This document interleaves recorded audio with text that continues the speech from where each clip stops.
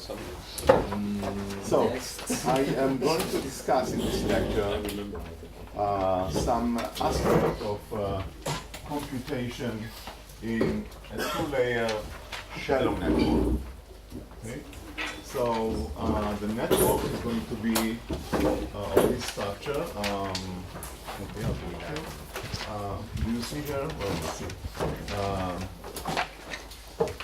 We'll have an input layer X, X1 to Xn. This is the input layer, n dimension. Then there is a hidden layer, intermediate layer. I'll denote it by S1 up to Sn. So n dimension, the hidden layer. There is a W set of connections, and then there is a single output layer Y. And Y takes the output of S of the layer of the hidden layer, and then sums it with another set of weights, which is V. Okay, so W is the first, is the weight matrix between input and the hidden layer, and V is the vector in this case because there is only one output. Okay, a vector summing information from S to Y. Okay, so the general operation I'll denote by F, a function. The network is I can write it as Fn. N is the parameter, which is the number of hidden units, as a function of X. So this is Y, will be a function of X, but then there are parameters, which is W, V. There will be a set of thresholds in a moment, and that's it. So explicitly, I'll first write down the case where Y is linear, but S, of course, has sigmoidal structure. So this will be sum over I from 1 to m of Vi, and then S will be some sigmoidal function F of Wi superscript I, mean the vector W that goes into the unit I dotted with X, so this vector, plus Bi threshold, and then there might be at the output also another threshold C, maybe. Okay? So that's one version that I'll start with. This is the version where Y is the output, and you have this type of parameters. And I'll start by quickly commenting or quoting or discussing the issue of universal approximation theorem. And for that, I'm going to assume that phi x is some fixed sigmoidal, but with a saturating function. So this is x, and this is phi. Then at minus infinity, it is 0, and then it goes to 1. Okay. I will change slightly the parameters when I'll discuss the main topic of the course of the lecture. Okay, so this I choose here this linear part and this sigmoidal part to discuss a topic which was raised already in this course several times: the issue of universal approximation theorem.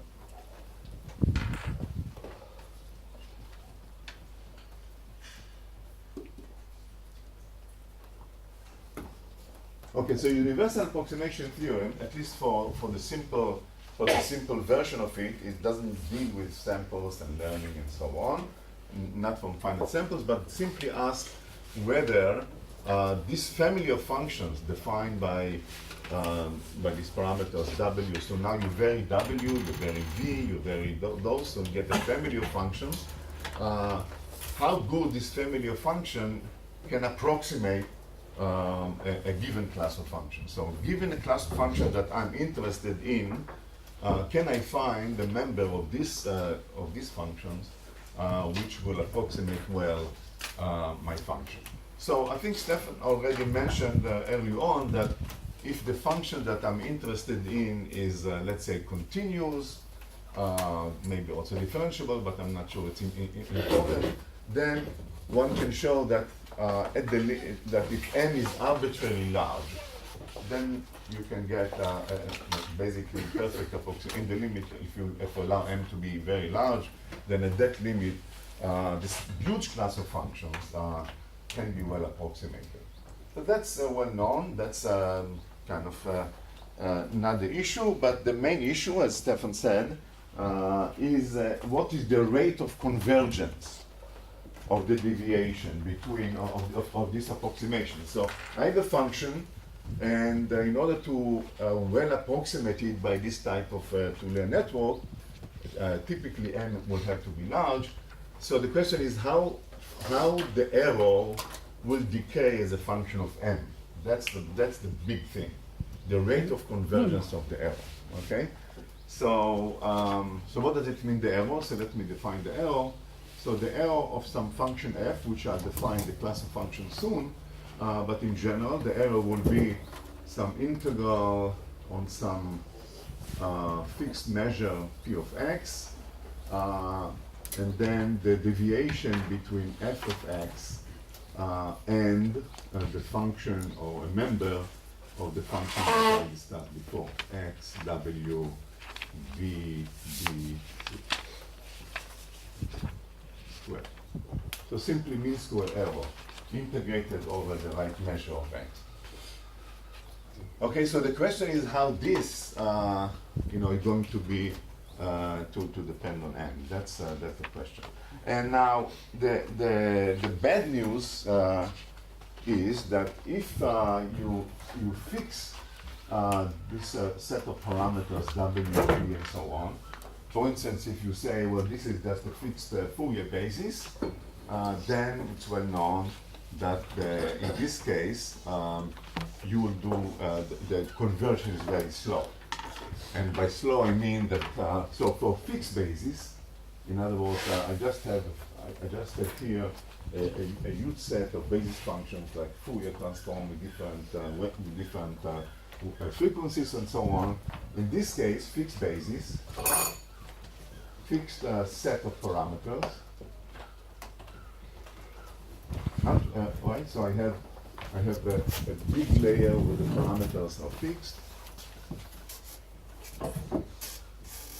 Then epsilon is going to be going down as m to the power minus 2 over n.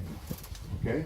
So it falls down with n very, very weakly if n is large. So n is the size of the input, n is the size of the intermediate layer, the number of units that are used kind of to linearly sum and approximate. Yes. So when you say fixed parameters, what is being optimized here? Or No, so it's not optimized. That's the question is, no, I optimize v. I'm sorry. A fixed set of parameters, I mean w. So this is kind of the basis. So I fix this. For instance, these are some Fourier transforms of my x. I have many frequencies, so it's fixed. Okay. And then I just sum them. Okay. So I'm talking about that. Okay. So that's well known, and the argument for that already Stefan gave us. If you take your Rn input space and you discretize it to get some error, and then you see in each dimension you have epsilon to the n to get a fixed error. To get, if you have a discretization of 1 over n, then you have to have epsilon to the, in each dimension you have epsilon, so it's epsilon to the n. It gives you n 1. So that's, I won't go to go to it. That's well known, and that's all. Okay, that's a classical way of thinking about approximating a function with a fixed basis, with a linear sum of a fixed basis. All right, but now the question is, can you do better by learning W? Okay, you want to learn all these parameters. You don't learn phi. Phi is fixed. There's this structure in this particular case. Can you do better by learning? Okay, and that's then now the question. So now I don't want to give a whole lecture on that. It is complicated. An ugly field, ugly because it's very hard to read those papers for a physicist. Many assumptions and notations and whatever and so on. And basically, I think the community is divided between the optimists and pessimists. Okay, so the pessimists, which Stefan is a distinguished member of, he says, well, it doesn't help you. You will get this. Well, it's true that if you don't make assumptions about the smoothness of it, maybe continuity and so on, that even with this you'll get this. So the optimists say, well, that's true, but there is a large and interesting class of functions which obey some smoothness relations, and they are doing much better than that. Okay. So I want to tell you, I want just to quote and discuss briefly a theorem by, I think, discussed and proved, I think in a very foundational classic paper in the field, which is by Andrew Barron in 1993. So what I'm discussing is Andrew Barron, 1993. Okay?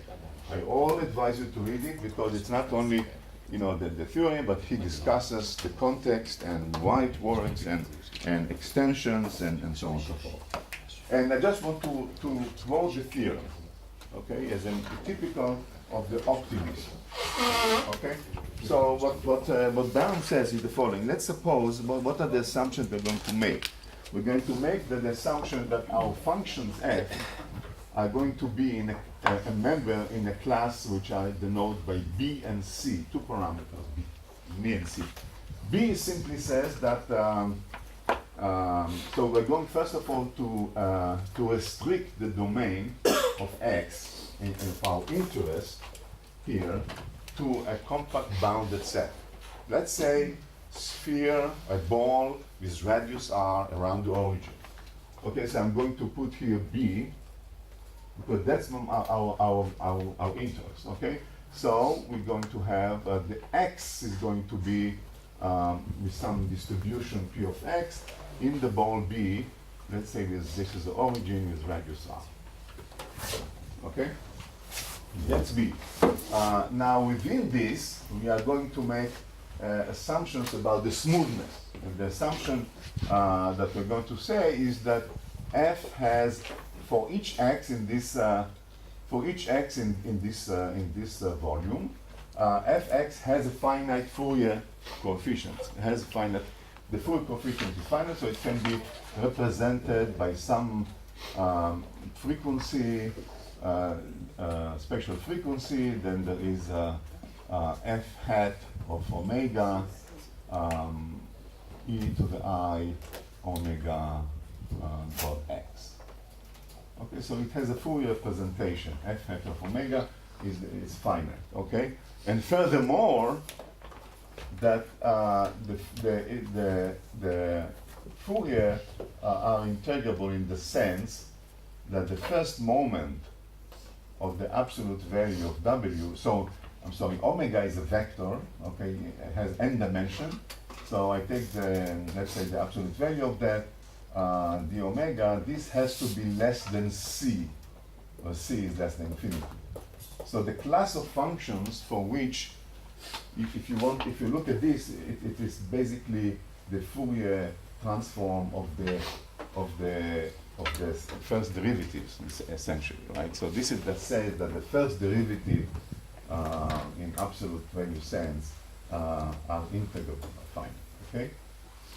That's the assumption. So we're making these assumptions, and that's define our family. C means all the functions for which this would be less than some constant c. Okay.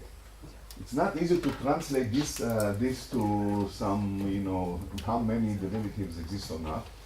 It's related to the first derivative, the integrability of the first derivative in some sense. Not exactly, right? Much more. We are in high dimension. This is a very, very regular condition. Read the paper and then discuss. Oh, you read the paper, but you read the paper and then discuss. This is. I know. This is not the first derivative simply exists. Not the first. It's more. This absolute value is something here.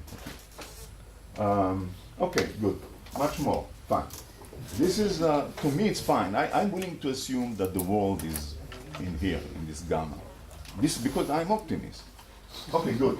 So now the statement is, given these assumptions, this is this family of functions, then the statement is that for the theorem is that for every fixed phi that we discussed, what else I have here, and for every fixed phi, fixed p of x, for every function, every f in gamma b c in this family, and for every m, this integer m, bigger or equal to 1, there is a set, or there is fm, in other words, there is a set of parameters such that epsilon f is less than some constant, let's call it t2c squared, or there's some maybe more than that, but some constant divided by m, 1 over n. That's it. 1 over n, not 1 over n to the 2. Okay, so that's the optimistic good news. And now you have to decide what you think about the world. Is the world vicious or the world is nice? Okay. But the point is not that. The point is not to argue about this. The point, there are several points that I want to, I think, give moral. The moral here is that you can do under some conditions better than just use a fixed basis. Whether it's gradient, whether it is Fourier transform, whatever it is, you can do better than that. That's one moral. Now, this is not surprising, because when we do an integral in high dimension, we don't stupidly just discretize in each one of those dimensions. We do Monte Carlo sampling. We do random sampling. So even if you just randomly sample this W, V, you, with appropriate measure, and it's important to know the measure, you get that, definitely if you learn. So you can do much better than just use a fixed basis. That's one moral, okay? At least there are a range of circumstances where you can do better. That's moral number one. That's moral number two, is that the argument about this almost always ignores the prefactor. I think that's, and Andrew Brown discusses it. The prefactor can be a killing. So the question is, what is C as a function of n?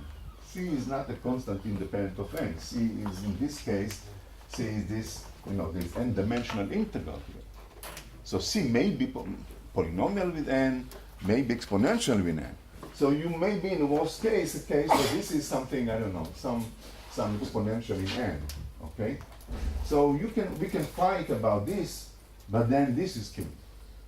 The point is, and I think it is the right point, that this coefficient, exponential coefficient, may also be here, but nobody talks about it. So here it is super Ross. The coefficient is exponential, and this is exponentially slow. Okay? But I'm saying the coefficients has also to be discussed. And you look at papers and just give you a coefficient, and that's it. And they argue about the rate. It's not only the rate, it's also about the coefficient. It is true that for a fixed size, for a fixed side n, this optimistic theorem says that as a function of n, you're doing as best as you can do. Nobody can beat this 1 over n.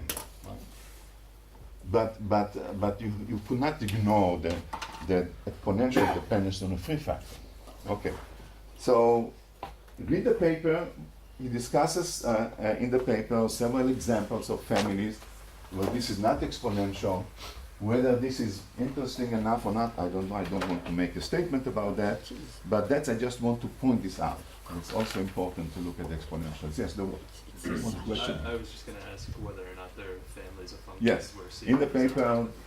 discussion about a large family of functions, but again, whether these are interesting enough, I don't know. Because this is now about examples of family of functions which are subsets of this, right? For this gamma dc does not necessarily guarantee that it's not exponential. I would say typically it will be exponential, the prefactor. So there is now more specific sets of functions. Okay, so that's all what I want to say about this, except that I also advise you to read the paper by others, Hornick and colleagues, 1994, the paper Neural Computation, which discuss and elaborate on other families for which this is the case. Different types of constraints. For instance, if I understand correctly what they say, is suppose my f has a continuous representation in terms of this w and v. What do I mean?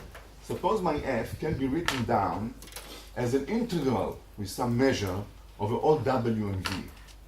Okay? Like in the Fourier transform, there is a discrete Fourier transform and there is an integral Fourier transform. So if my function can be written as an integral transform in the sense integral sum of w and v by some appropriate measure of w and v, then you will get again 1 over n when you approximate it with a discrete set. Another way to think about it, read the papers, but I just want to again to say that there is more to it than just this n to the minus 2 over n. Okay, that's all I have to say about it. And I want now to discuss recent work about this network, which completely ignores this, and in some sense doesn't, as you will see, doesn't fit into this theorem, but that's fine. We can discuss the relation if there is later on. Okay.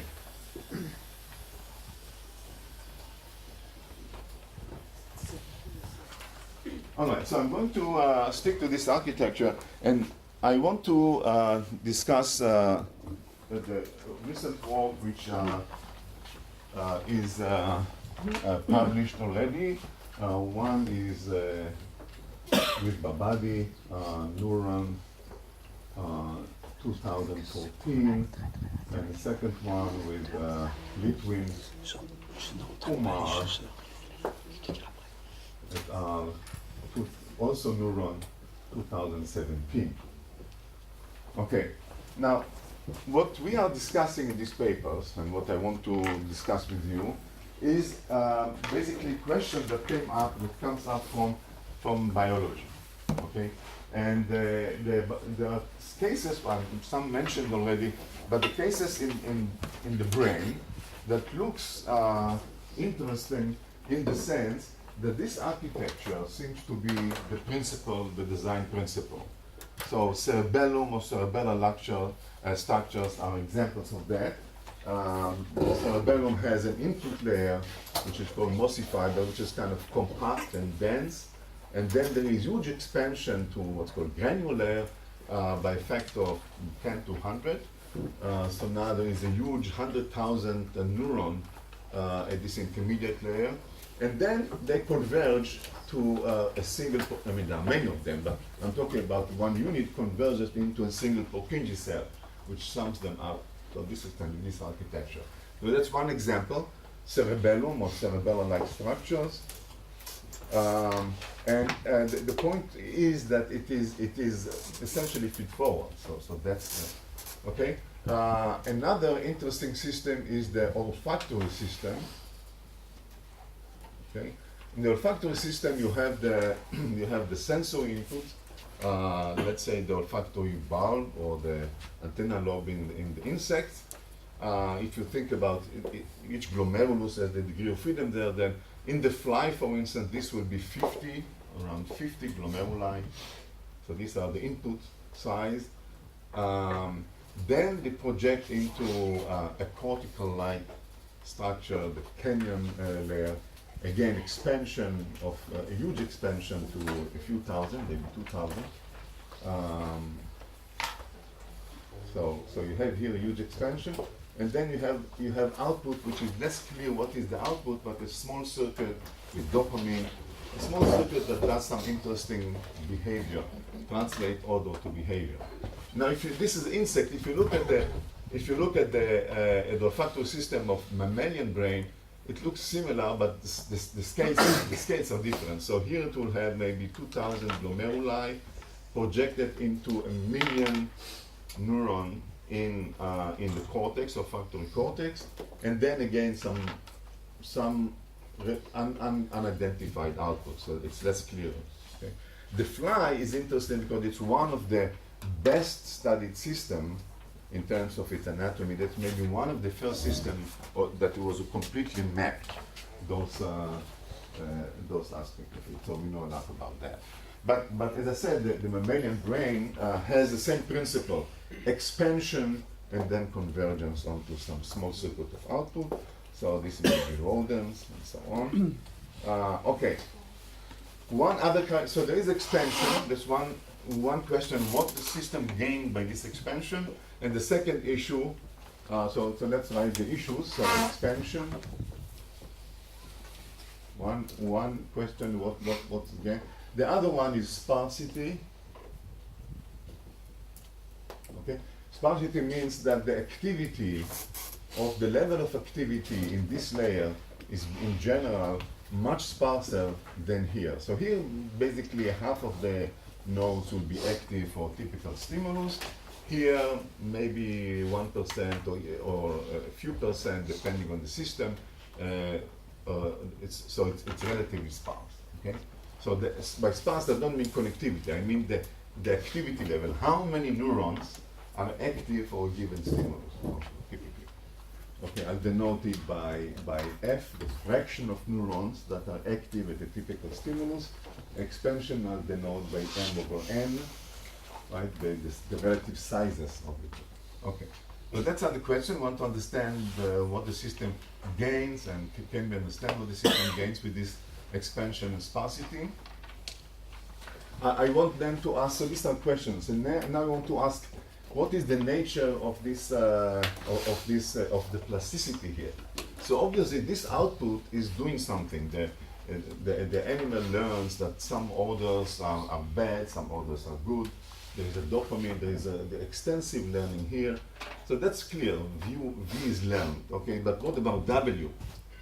There are some signs that for the olfactory system, in the fly at least, it looks like random.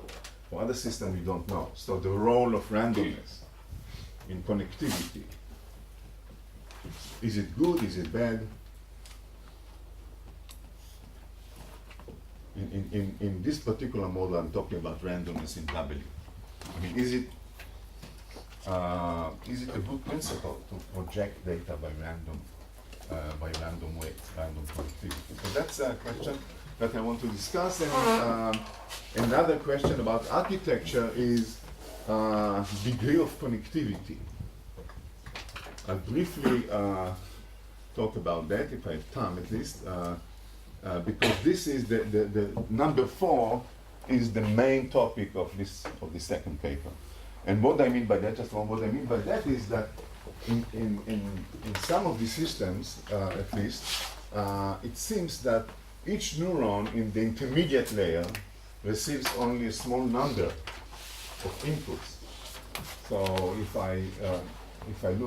I denote by number of connections here by K, the number of connections that each one of them get from the input, for instance, in the olfactory system of the fly, each one of these canyon cells, of these cells here, receives only 4, 5, 6, 7 inputs. So it's the connectivity is sparse. So the question is, what does it do, what is the implication of that, and so on.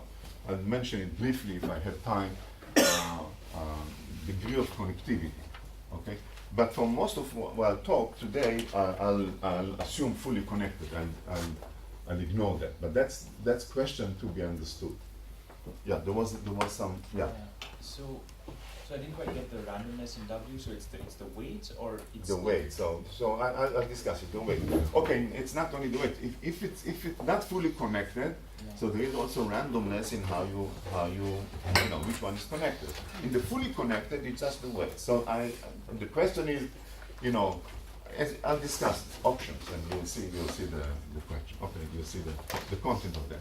Now, in general, I'm going to use this model. I'm going to define a model that will allow us to ask the question about how I would say this geometry of neural representations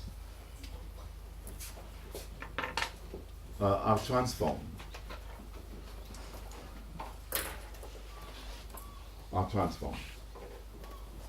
So what I mean by that, as you'll see in a moment, we will going to make make assumptions about the nature of the input, the statistics of the input, and we're going to ask, the main question is, what happened to these statistics as you map it into a nonlinear layer with whatever connectivity we'll decide it is.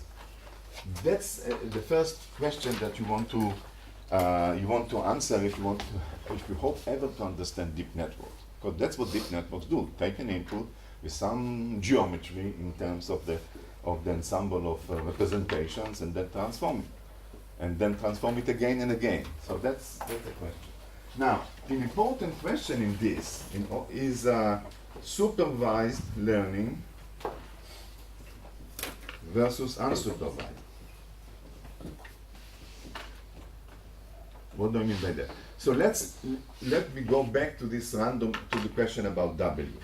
So what I want to say is the following. I'm going to assume that V is learned to perform a task in a supervised manner, because that's what it is. This is the output of the system is doing something.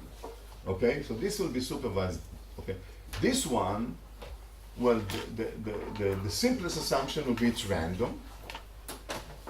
Then you can say the other extreme, that it's fully supervised. They learn to perform the task, backprop, TensorFlow, whatever. And then the intermediate assumption is, which I like, is that this is unsupervised learning going on in W.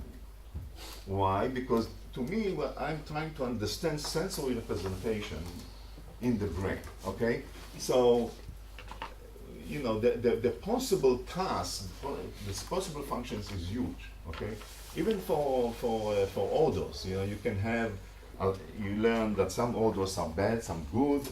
You can learn to distinguish between female and email with orders. Many other things, navigate in the space. So there are many potential outputs here. Each one of them will learn some task in a supervised manner. But it doesn't make sense to take this layer, this stage, and to say this is dedicated to a particular one. It doesn't make sense to me. It doesn't make sense. Similarly, with the visual cortex, it doesn't make sense to me to think about early stages of the visual cortex, even IT cortex, which is maybe the top layers of the visual cortex, to think about it as supervised learning for some specific task. Okay? Because the visual cortex is general purpose. There are many different tasks that the system has to perform. So this will be outside, this will be here. But if I want to understand the sensory system, we are here. So my philosophy is, and I think that resonates very well with, I think, with Stefan's approach, that this is going to be unsupervised, or random, or at least or the very best unsupervised learning, trying to capture, to massage, to transform the statistics of this input in a good way. Okay, that's the philosophy. Okay, are you with me? Question until now. Yes. I guess Stefan mentioned that if you optimize the network for one task, one very specific task, the representation generalizes to other tasks, right? Well, so it's kind of about making stimulating. I don't know. I was preparing my lecture. I'm sorry. I don't remember what. But If you think it generalizes, be my guest, show me it, okay? I don't, not in my system, not in my school, okay? Good. Okay, so let's start to do the work. Okay, so I'll erase this because I need space. I need real estate in this limited, very expensive whiteboard. And let's discuss. So, you know, as a physicist, statistical physics tradition, as you already saw, we're going to make a simple assumption, the simplest, non-trivial assumption about the problem. What is the statistics of the input and what is the task? Because we believe that if you don't understand a simple case, there is no hope that you understand, you know, this manifold and all these advances and geomorphisms and whatever. You have to understand it. You have, if you think you understand a complex case, show me that you understand a simple case. Okay, that's the goal. Now, of course, as we discussed yesterday, I think your question and many others, well, maybe you understand a simple case and that's the end of your understanding. That will be there. But I think that will be a starting point. Okay, good. So, here what I'm going to assume. First of all, about the input and the task. Okay, so I'm going to assume that the input that I'm drawing in input space, I'm going to assume very simple structure. There are fixed set of stimuli, discrete set of stimuli, maybe a fixed set of orders or a fixed set of objects in a visual system or whatever. This is now in Rn, and they are just points. Random points. Okay? No structure. Okay? Well, then if nothing else happens, and of course you know that I'll denote them by p, the number of points. Okay? Of course, 1 to p. Okay, this is the number of vectors here, okay? But if there is nothing else, then we're back into learning SVM and so on and so forth, capacity, not capacity, no. But now here is the non-trivial aspect, that there is noise. So each one of these has a Gaussian noise around it. That's all, okay? It's a simple clustering problem if you want, but I want to do it through a biology of expanding layer and see what is needed to be done. Okay, so my input x mu is one of those. It will look like it's a vector in Rn. It looks like x0 mu. This is the center here, the template. Also we'll call them templates, representative of the whole cloud. Plus, let's say Gaussian noise, ZU. This is Gaussian noise, no correlations, and so on. All right. So this one I've also drawn from some Gaussian things, if you want, but they are fixed, they are quenched. This is the way the brain is representing it in the input layer, order 1, order 2, order 3, and so on. But then, on top of it, a given stimulus comes with some noise. So there is this cloud. Okay, now this is the input. But now the output, what is the output? You know, I can do classification, recognition, and so on. We like to do binary classification, it's the simplest one, so there's one node. So I'm going to say, well, each one of them has some labels. So Y has to give us, for each one of the input, has to give us a set of labels. Binary labels, so I'm going to binarize it, okay? Good, so this is the system, okay? So I have a set of stimuli represented by these clouds at the input, but each cloud has a label. Y1, Y2, a binary plus minus 1 label. But importantly, of course, all the points from the cloud are supposed to map into the same label, okay? So we have input noise. That's one way to say.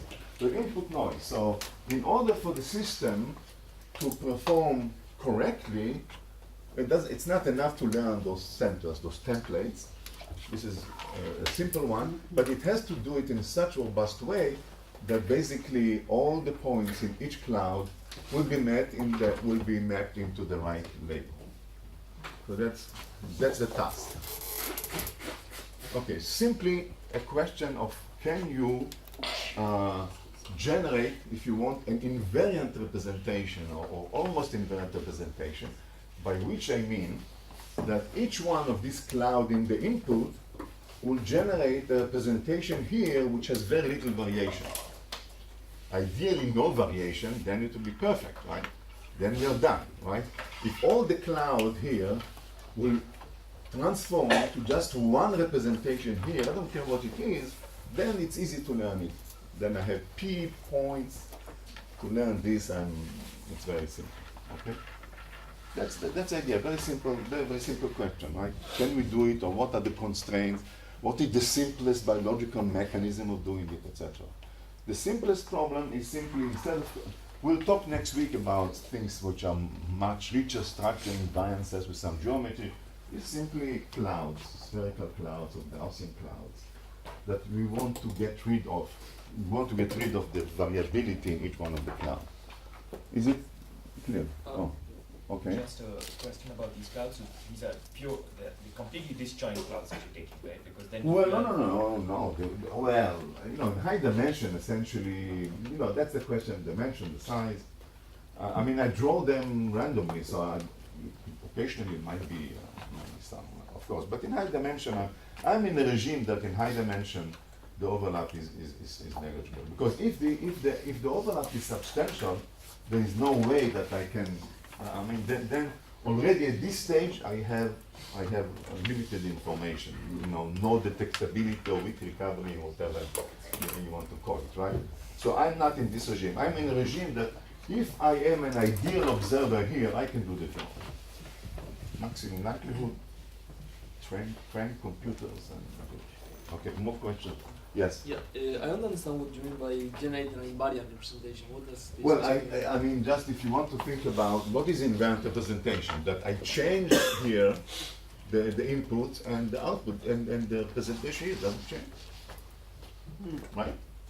There is some variability in the world, okay, and I am completely invariant. This would be ideal, right? Now, of course, I can do invariance by simply, mapping everything to the same point. But then I lose the signal, right? So this is a simple example where you see that just, you can coarse grain everything, get rid of the variability, but also get rid of the signal. So this is a simple trick. The trick is not to do this. The trick is to get rid of this variability, but keep the signal, keep those clouds here separated. More questions? Is it answering the question? I think so. Okay, I'm not thinking variance in terms of groups. No, I didn't. That's not variance in the sense of groups. That's a simple-minded thing. There is variability which you want to get rid of. What the brain is interested in this picture is the identity of those. So you want to classify these things as plus and this is minus. Maybe do another node here, classify them differently. But I'm assuming that this variability the system doesn't need. Okay? More questions? Okay, very simple exercise. Good, so what can we say? So I'm going to, let's discuss what happens. So let's discuss how do I characterize the statistics at the input layer. Okay? So that's the task, but I'm going back to this. So the input layer will have some signal to noise, or what I call the variability. I denote by R0 square, the radius of variability square, which is simply the noise, the norm of the node.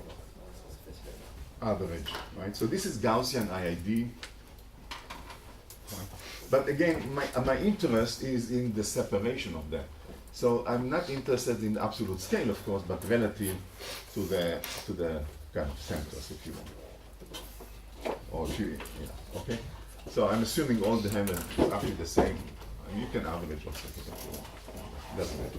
I'm assuming all the centers have the same, roughly the same norm, okay? So this is the interesting parameter. Now, why I normalize by this? Because what I want is to separate. So if I can get rid of this, but I can also eventually, but I will also get rid of this, then it's bad. It's like a signal to noise. What is the size of the cloud relative to the distance between the cloud, which is the same up to a factor of square root of 2, relative to the cloud distance from the center.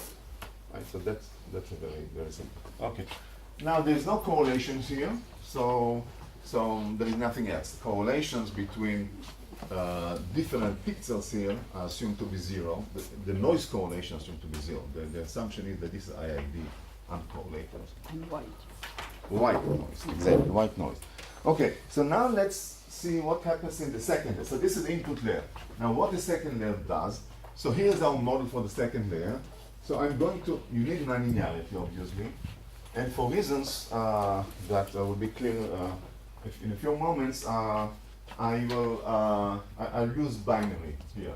It's not essential, but it will be handy. So SI is simply a threshold function of the input, which is sum over j, wij, xj minus some threshold t, and the threshold t is such that, as I said, that 1 over n times I of Si should be f. So I'll always take care of the threshold too. The threshold will take care of me. This is f is the sparsity, right? So the threshold I'll move back and forth if I need to make sure that my representation is sparse. And because I'm interested in how the sparsity affects, or this one question, how the sparsity affects the performance of the system. All right. Okay, good. So now before I talk about what I put here for W, I discussed several options. I mentioned several options. Let's discuss the Y, the V. V is supervised learning. So I'm going to assume some simple model for that. Yeah, just a moment. Let me see if I have to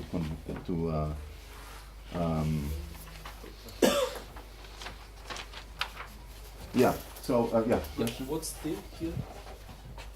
T, okay, T the threshold, which is tuned so to ensure that the number of active neurons, these are 0, 1, is active. The fraction of active. This is what I determine T. You can write down the equation, it doesn't matter.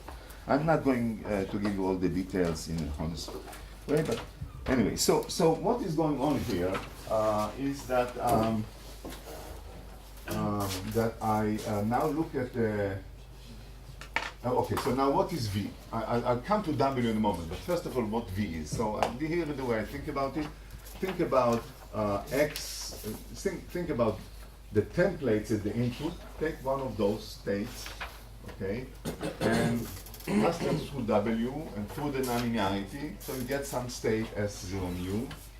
You can think about it as the template is the representation, just a moment, is the representation of the centers here in this layer, okay? Whatever W is, we'll talk about it, but there is some representation, some state, okay? And then I'm going to do the following. I'm going to say V is some supervised learning that map those templates to the right binary, to the right label. So for instance, you can do Heb learning. You can say Vi is sum over mu yi mu S0 I mu. Mapping each template to the right label. You can do some more, you can do SVM maybe here. You can say I have set of templates. I want to map them linearly to labels, I'll do SVM, okay? This is the simplest biologically plausible model of learning, Heb learning. It's kind of supervised because this stage knows about, and there is no I here, knows about the labels, right? I just take the label here and correlate it with the template and I just do this, okay? Importantly, I'm not doing fancier, I'll come back to it because that's important point. I'm not doing a fancier thing by sampling those and do some fancy learning. I'm just assuming you have templates here, map to templates here, and then V just map templates to the right, to the out. Okay. Now there was a question here. Yes. I think it's 1 over m for the topics. I'm sorry, 1 over m. Thanks. Thanks. 1 over m. Thanks. This is the fraction of neurons that are active. Thank you. Okay, good. So here they are. Okay, so that's basically one type of learning. So I call it supervised Heb, but it doesn't matter. You can put here perceptron learning. You can put here SVM learning. You have supervised learning that maps this, maps the templates of the stimuli to to do linear classification to the right labels. But W doesn't know about the label, so that's only for the V. Okay, so let's suppose I chose some learning rule for V, whatever it is. You can have, as I said, more sophisticated ones. And now here's what I'm interested. I'm interested to know how the statistics of the problem affect the performance. Okay. So what happens? I take these inputs, okay, and I take the clouds and I pass them through W, and I have another cloud, a set of clouds. I want to know what is the structure of the set of clouds that I get here. And then this set of clouds will have to be worked out in this supervised learning. Okay, so this is the input. This is the simple. I mean, you know, the supervised learning part. Good. Now I want to ask how this is affected by the clouds. Okay, so I'm asking what is the statistics of the S representation.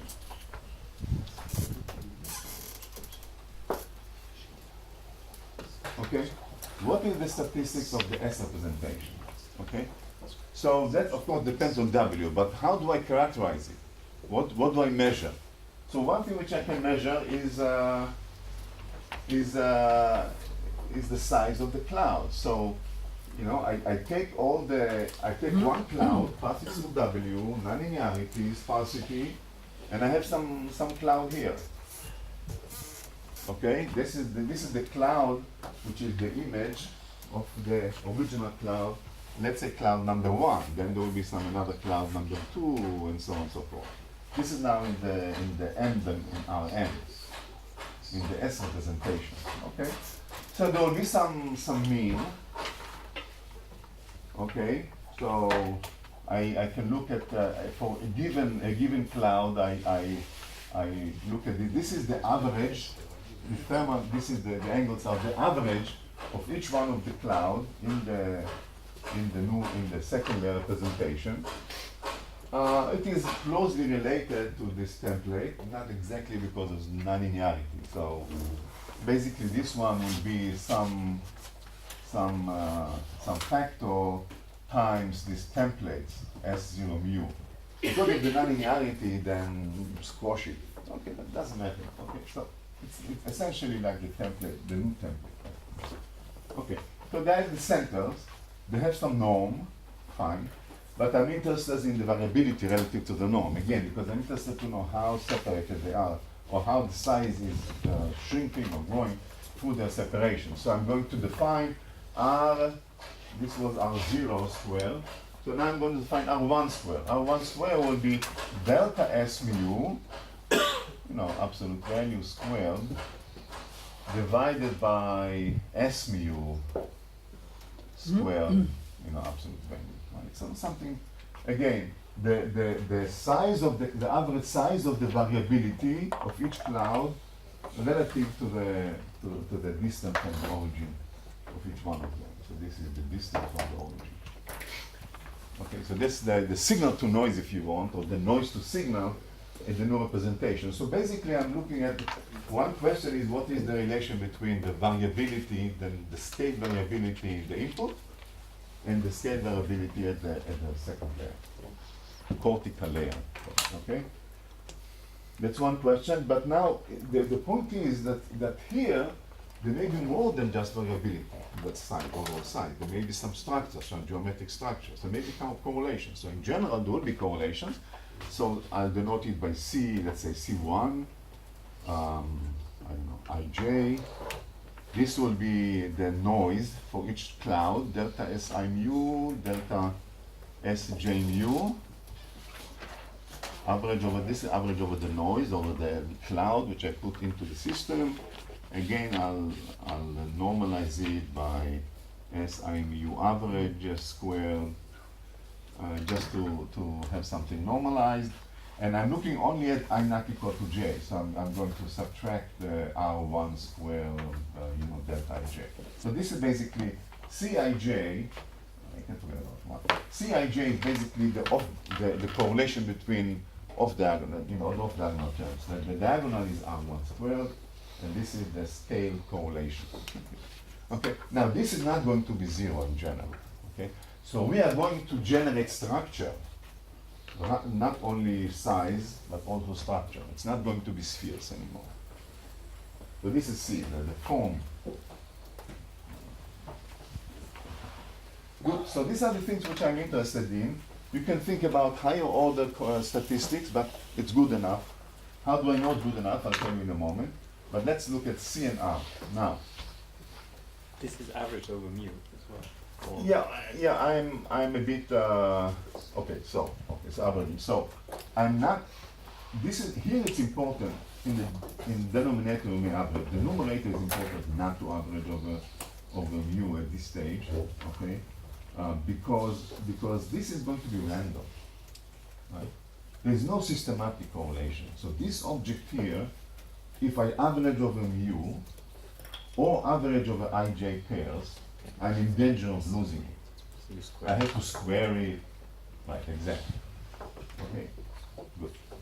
But S mu in the denominator is just the average. The what? S mu I average square in the denominator. Here you can average. Yeah, here I'm averaging. I'm using the same normalization as here. So here you can average over mu. Do this bracket if I'm averaging over everything, because I want just to. It's not. All these details are not important.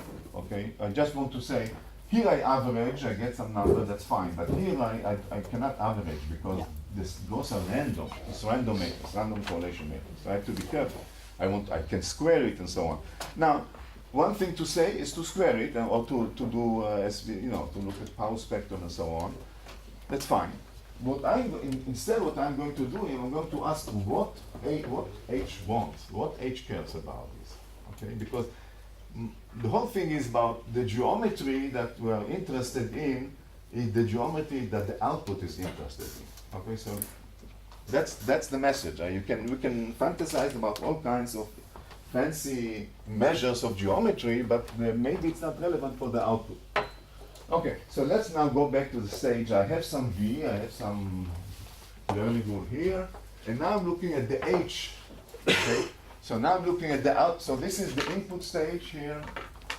This is the input statistics. Now I have this cloud, the intermediate statistics. Now I'm looking at this single node. So there is H at the output, and H at the output. So H mu. So now I'm looking at the H induced by one input from the cloud mu, and it will have some average over all input from this cloud, and will have some fluctuation. Just the fields that are here are generated by the cloud that is propagated through the network. There is some average. I average over all noisy inputs from the cloud mu. I get some number, and then delta H mu. Okay, so this one, unless I did something very stupid here, this one should be Y mu, the average, right? So it is Y mu. There is some coefficient here, but I have some freedom in choosing the normalization of V. I can choose V big, V small. So let me choose it again to have constant one here. I scale V, the VI, so that the average will just be plus minus 1.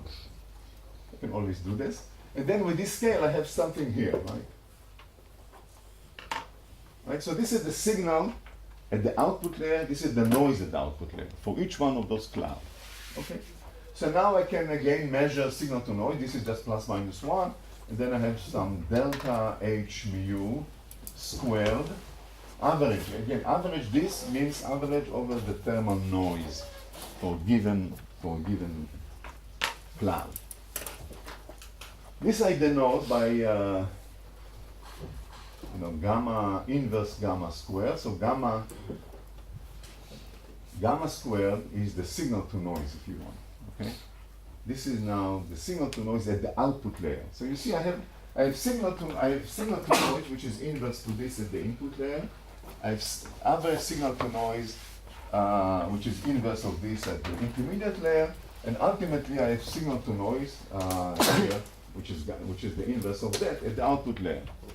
And that determines basically, this basically will be Gaussian, this will be mean, some distribution. There are some details depending on what is the learning rule, but that will be good enough for us now.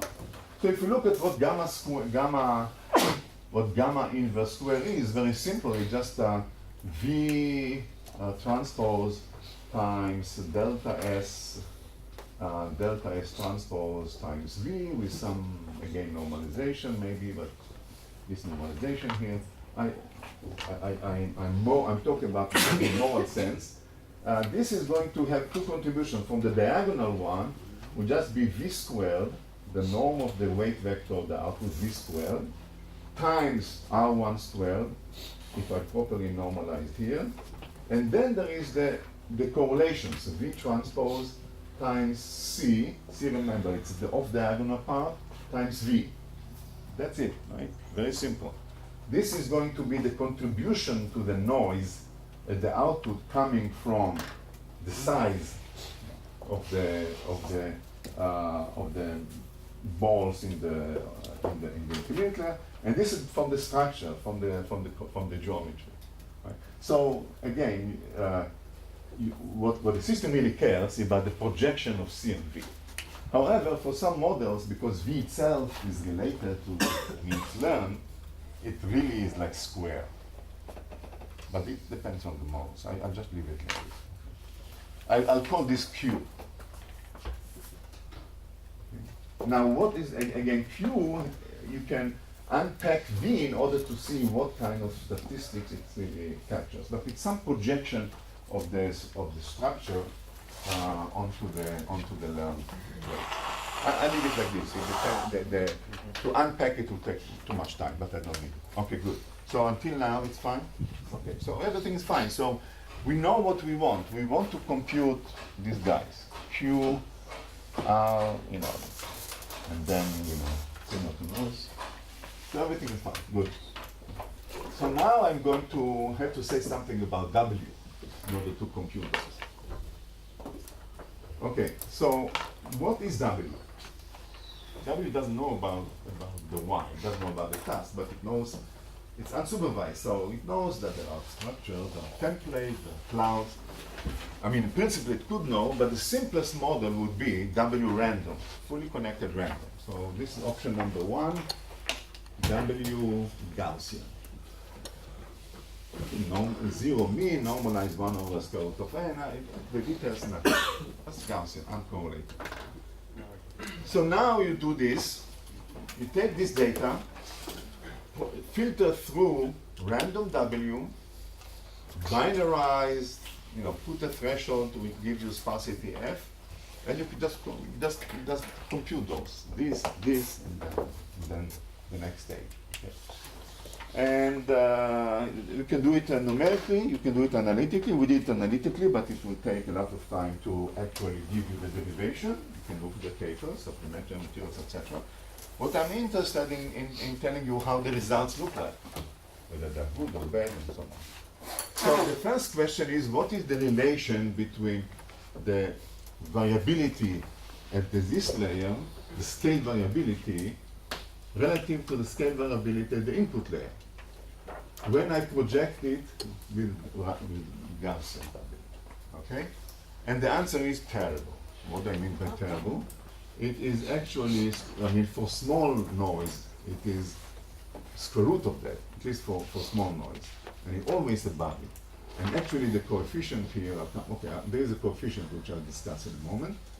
But in general, the way it looks like this. Okay, so here is the input variability, and here is the output variability. The cortical, if I call this a cortical variability, it amplifies it. It looks like that. So you start with small variability and you go to, something, you go to large. It amplifies noise, okay? So this is for a given value of f. Okay, this is for a given value of f, very good.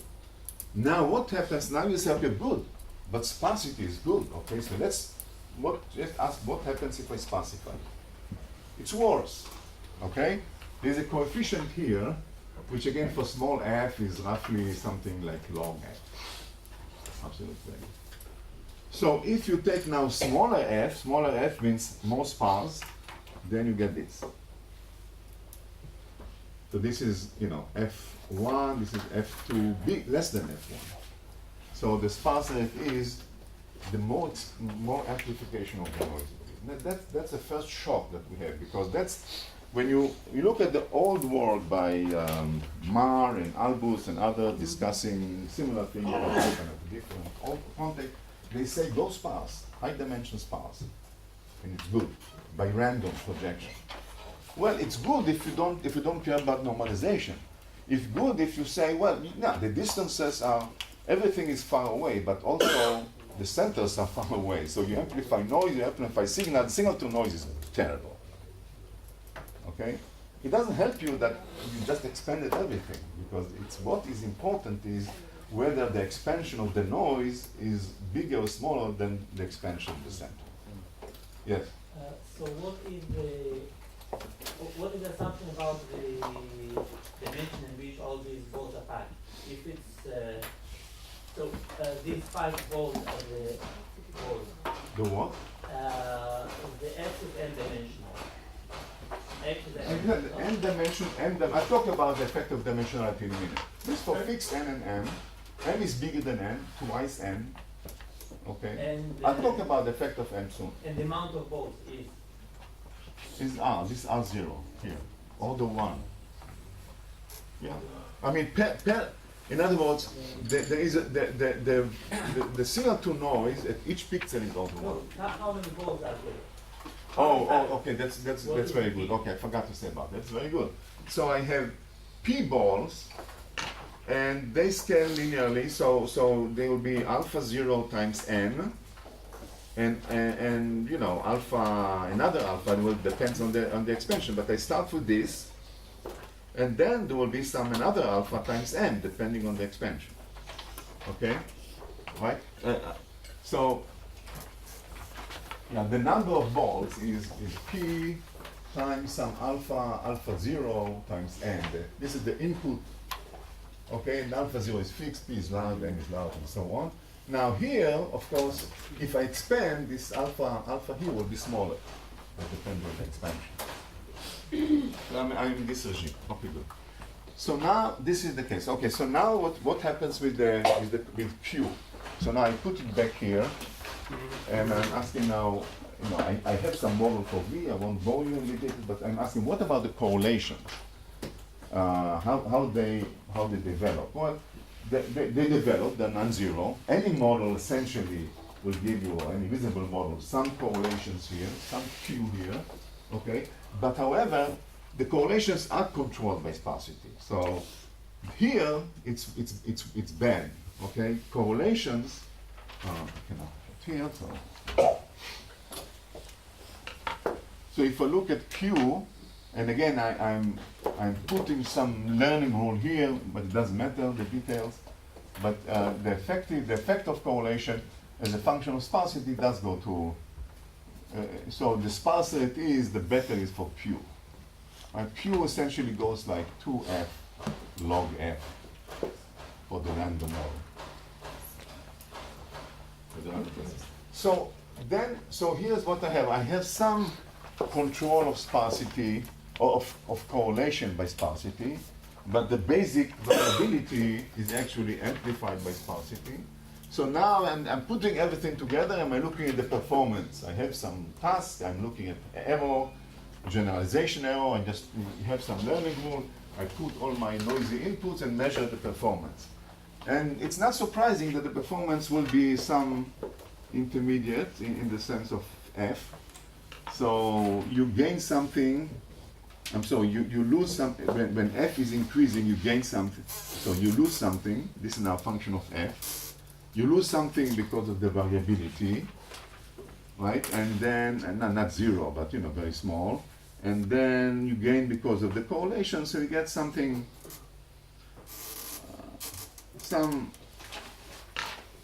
something like that. In other words, there is some f optimal,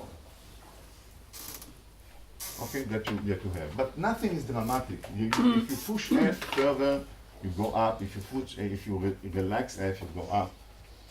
Okay, you're stuck there. Okay, so that's the effect of sparsity. Some optimal f doesn't do much dramatic things. Okay.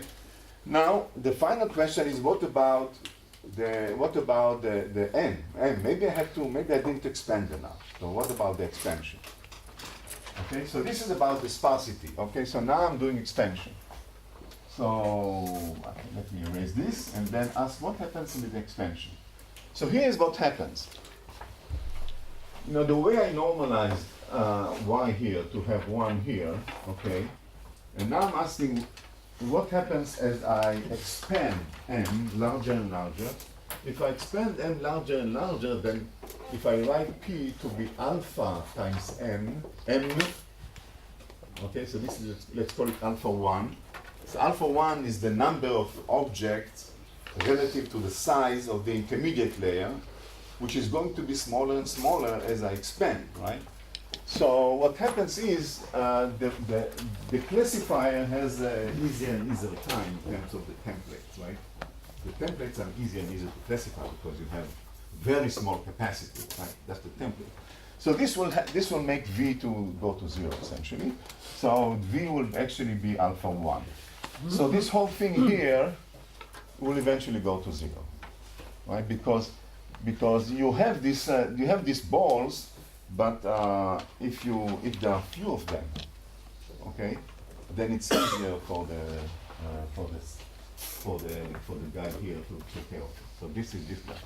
Now, surprisingly for us, okay, and this is not because R1 is small. It is because the effect of R1 on the output is going to be small. It's easier to classify. Okay. Surprisingly, this does not go to 0. So you see, the norm of v goes to 0.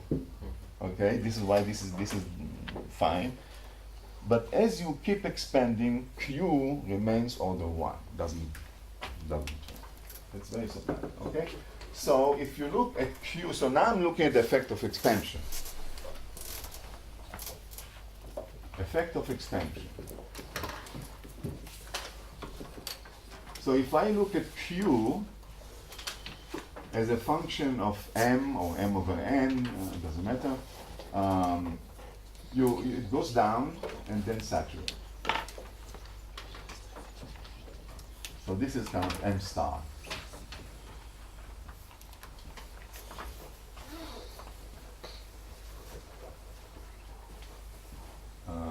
No,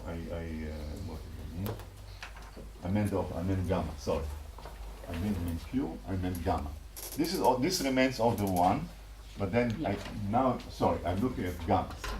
At the total noise on this guy. Sorry, gamma minus 2, inverse signal to noise. That's what I meant. You gain something, but then you saturate. Okay. At some value, and you can see here the value. You know what q is proportional to alpha 0, and this term is proportional to alpha 1. So basically, you have m which saturates at the value of m divided by q. So q basically is independent of alpha. It is just function of alpha 0. So basically, you get this ratio. M over q. So what does it mean? It means that you expand more, and what we learned is that when we expand more, the capacity increases, so things will be good. That's what, again, Albus and Mar and all of them told us. But it turns out that for this simple model, the correlations, the effect, the contribution of correlations don't go away. Now, why it is so? The reason is that the correlations are actually, why there is a correlation? The correlations are coming from the fact that all the signals here, all the noisy balls here are filtered to W, to the same W. So W is a kind of a bottleneck which generates correlations. The correlations are coming essentially from this input filtered through W. And that generates correlations which the contribution of which are controlled by alpha 0, namely by the statistics here, not by the statistics here. So again, if you look at the, if you put everything and you, instead of this, you look at the performance, this is the way you look like. The performance decreases, but then saturates. Okay? So we are really stuck, right? Because what I said about the performance, remember, in terms of F, it kind of, there's some optimal F, okay? Now we want to improve the results, well, by expanding, I don't gain, beyond some point I don't gain much. So basically, our conclusion is that random projection is good for low noise, but when you have, I didn't say what is the noise, there's some fixed noise level, but some fixed noise level, this is bad, because the sparsity doesn't help you beyond some point, and the expansion doesn't help you beyond some point, okay? Somewhat surprising, counterintuitive. We would expect, okay, so you expand, and eventually things will be good. No, they're not, okay? And the reason why expansion is not good is because the correlations are not, the contribution of correlation don't go away. They scale like alpha 0, not like alpha. Okay? If you want to understand why the V's are small as you expand, but you have more terms here, because you have m squared terms here. So the V goes down, this goes down, but there are many more terms in the off-diagonal element. There's m squared terms. So then altogether, it doesn't change. So that's the moral. Okay. Yes. So if you assume this toy more or less with signal to noise ratios of roughly 1, like this drawing over there, then how could you expect? So and you really have boundaries, like 1, 2, 3, 4, 5 boundaries, and then you start mapping them to higher and higher dimension. So they are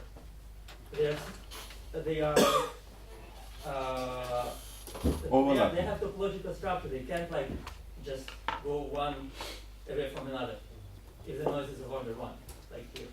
I don't know. I mean, you have to think about high dimension. Noise of order 1, the overlap is still negligible. With a high dimension. Noise of order 1, at each pixel, it is still in high dimension, it's down. So we can have about it. I already answered.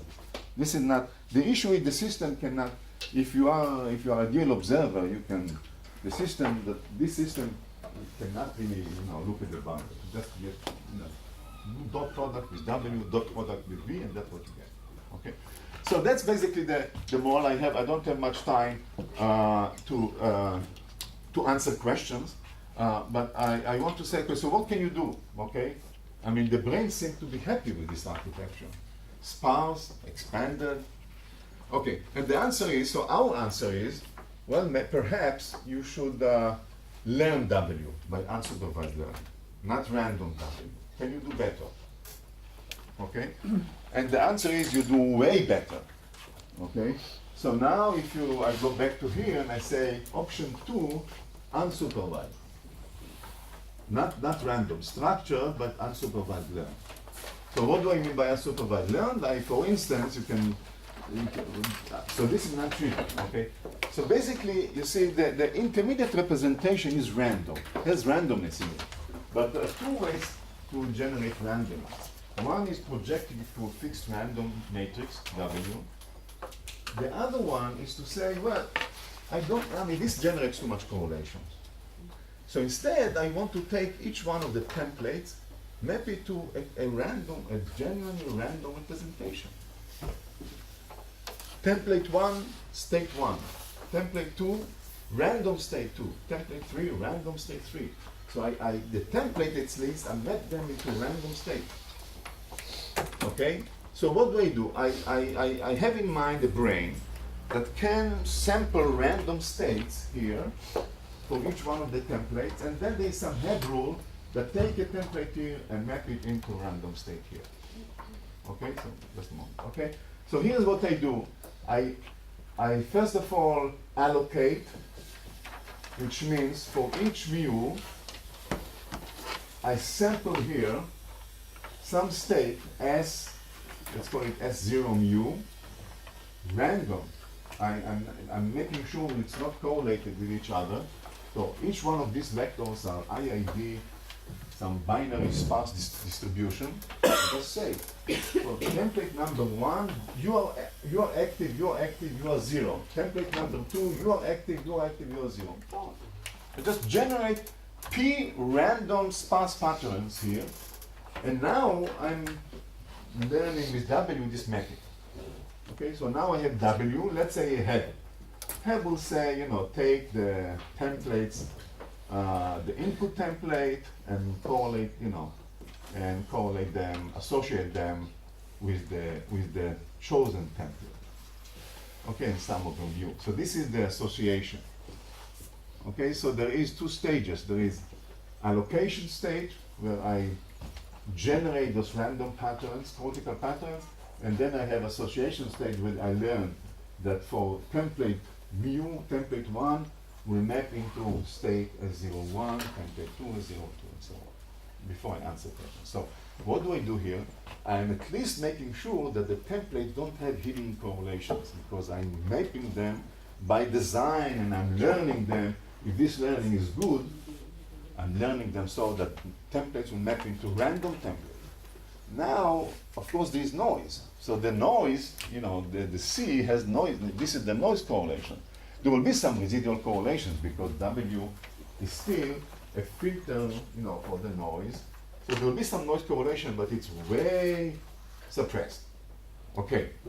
So I'm confused. What is mu indexing? Is it the number of mu is the index. The points on the training data? Mu is the index, 1 to P, sampling always, of throughout classes? this course. Mu is the index of So the you number know of the objects classes. that I have. So you know the classes if you do that. What?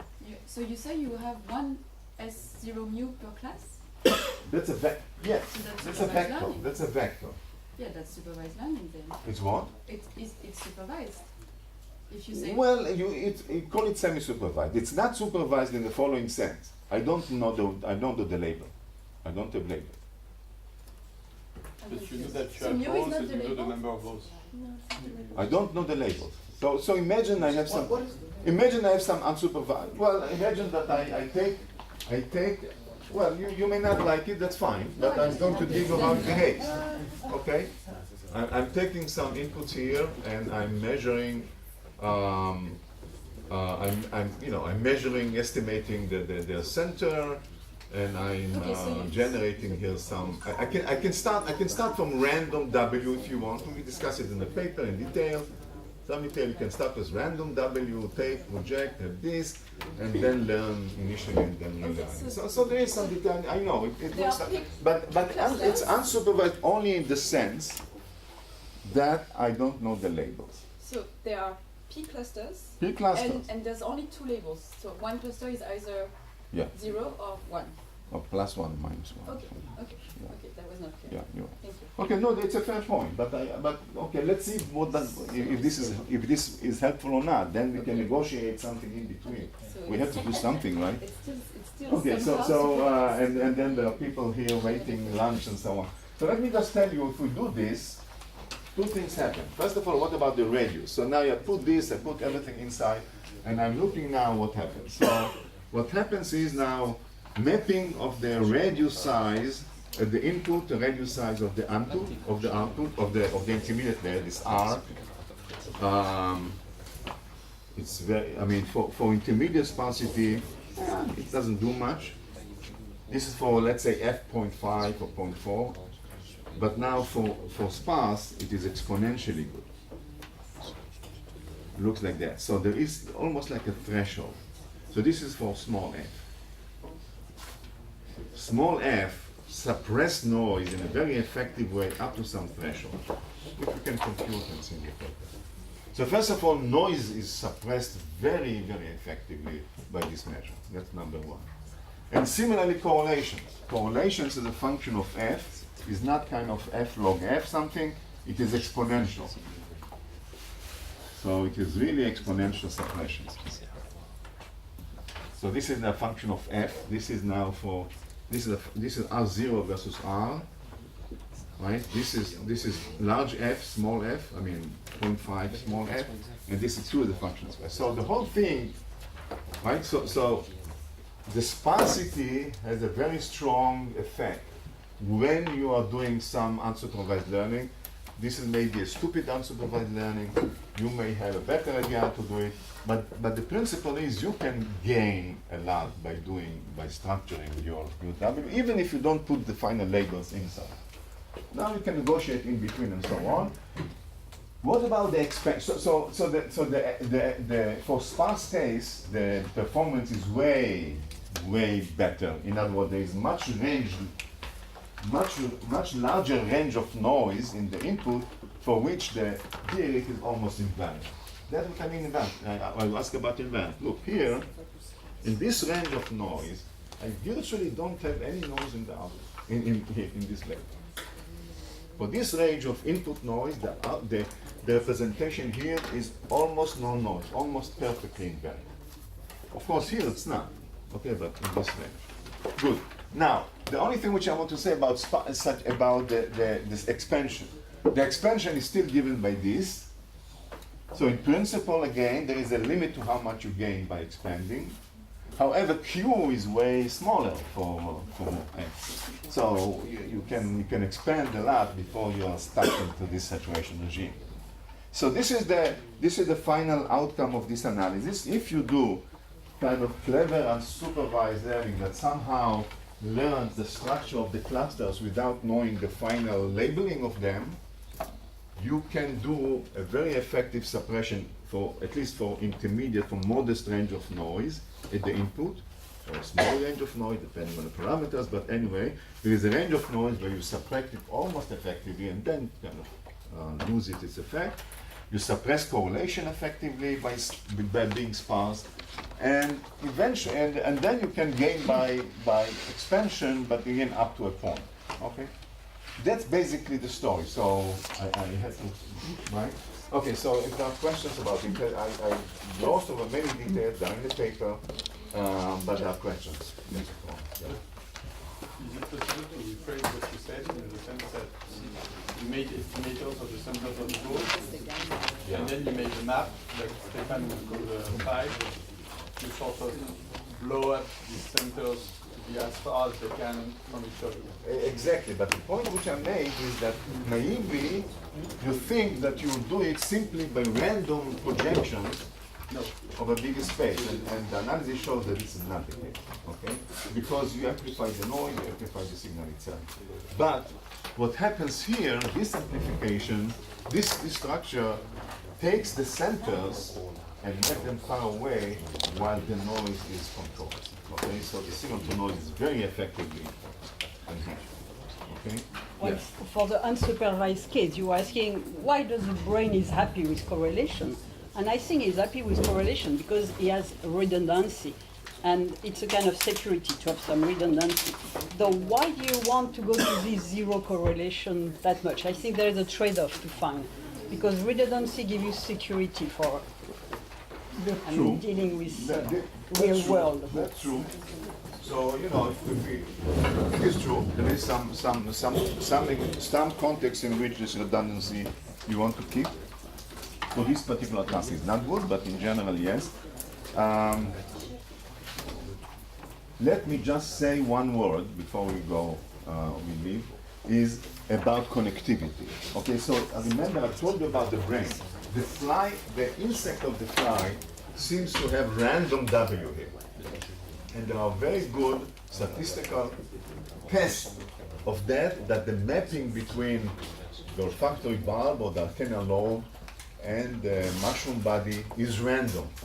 There are many nice statistical tests that John Axel, Larry Abbott, and others have done to actually show this. Okay. So now the question is, what's going on? We said random. We said it's better to be non-random, to do some unsupervised learning, much better. The answer is, at the same time, it is known that in this system, the connectivity is limited in the sense that the number of connections from here to here for each neuron, K, is small, 4, 5, 6, 7. So the question is, are they related, the two aspects? And then, so in the second paper, what we did, what Ashok did, is ask what happened as a function of k. So you do the whole analysis, but with a finite connectivity. Okay, it's random. Who is connected to who? There maybe also Gaussian, but it's limited receptive field if you want. Okay? So now you look at the performance, and you compare the performance with random W and with my unsupervised W.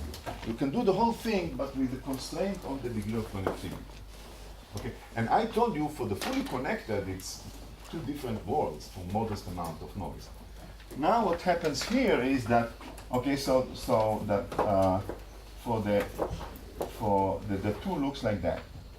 This is random, and this is the structure. This is the unsupervised learning. Okay, so if you are fully connected, if you are here, there is huge gap between the two, right? In this regime here, right? As I showed you, random is bad, unsupervised learning is good. But if you are with small connectivity, degree of connectivity, the two overlap. The two curves overlap. So my trick of unsupervised learning, although it was a dirty trick, and I agree with you, it didn't help. It didn't help for the limited connectivity. So that's kind of interesting. And I want to tell you that last year, or maybe 2 years ago, I had a competition in a course in Woods Hole. Nobody really did something good about it, but maybe here, is to ask the following: what happens if I do back prop on the whole thing? Now forget about unsupervised. Just take this, do TensorFlow back prop on the whole thing, but with a limited connectivity, and compare to this case. Can you beat it or not? In other words, can you learn a rule which is, where the data is filtered through this random connectivity structure? So in the paper we show some poor man's Adam, I don't know what is Adam, some TensorFlow, something, which didn't seem to improve here. But then I had a student in MIT doing something, well, some parameters it does, some parameters it doesn't, so I don't know the answer to that. In other words, if you do fully supervised learning, do you gain? That's, I think, an open question which is interesting. So what I claim is the following: random and unsupervised in this regime are not different from each other. This is why the brain of the fly, which is very small connectivity, has random W, because there is no gain to do something else. Okay. However, I don't know if the brain learned about TensorFlow. So if you do back prop, will be supervised, right? So maybe supervised will be way here. I don't know. TensorFlow? Question mark. I don't know. Depending on parameters. I think you also tried Madhu. I don't know. Anyway, depending on some parameters show no effect, some parameters there was effect. I don't know the answer to. It's an open question. You just grab this problem. You will win the competition. So I don't know the answer about fully supervised. But at least for the unsupervised, it does seem that there is logic in the brain, okay? Which means that in cortex, where connectivity is full, not here, but in general, in neurocortex, connectivity is full, input connectivity is huge convergence. You expect to see learning everywhere, unsupervised, supervised, SDDP, and so on. But in sensory systems, that subcortical systems like this, where connectivity is very constrained, maybe there is a room for doing the just random, because you will not gain by doing some clever unsupervised learning. Okay? Good? Okay. Monday, we'll just ask deep. What happened? Deep. You want to go deep, right?